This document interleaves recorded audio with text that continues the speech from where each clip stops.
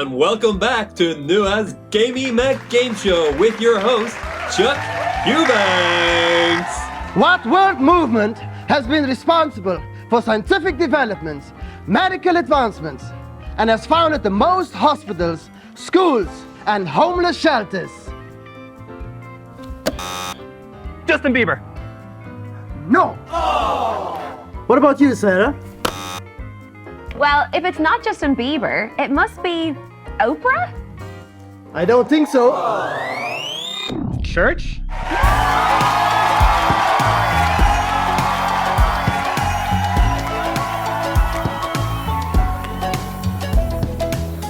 The church as we know it today was started after Jesus' resurrection.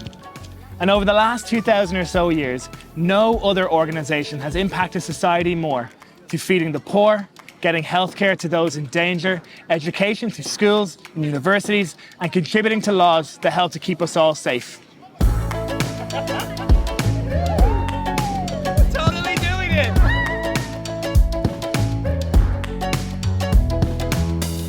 When the church has lived and acted like Jesus when he was on earth, it has done some incredible life-giving things.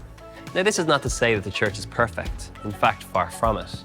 Because the church is made up of imperfect people. And at times, with imperfect people, comes the worst of humanity, like greed, abuse of power, and neglect of the needy.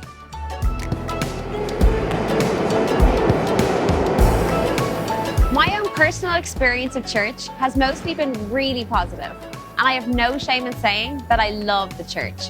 The problem sometimes is the English word church and what it means to different people.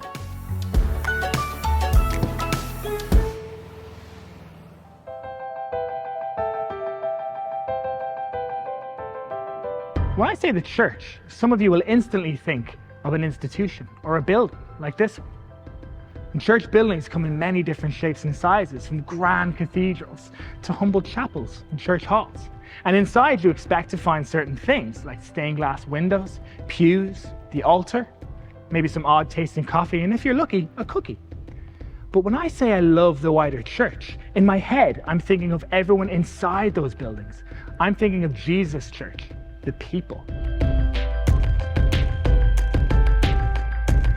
The best description of church that I can find in the scriptures is from the book of Acts.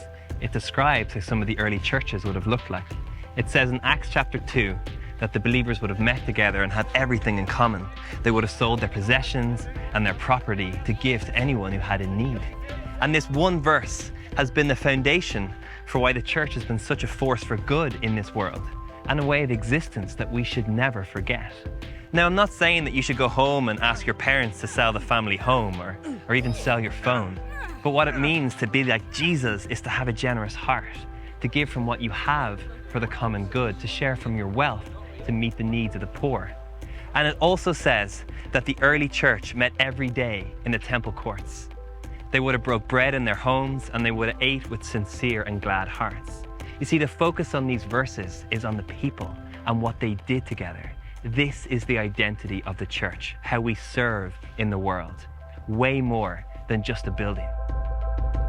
Some of the church buildings we have are breathtaking, holy places to encounter God.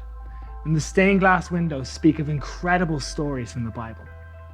But what makes these buildings a church is God and his people, with the common goal of sharing the message of hope and making a difference in the world around us.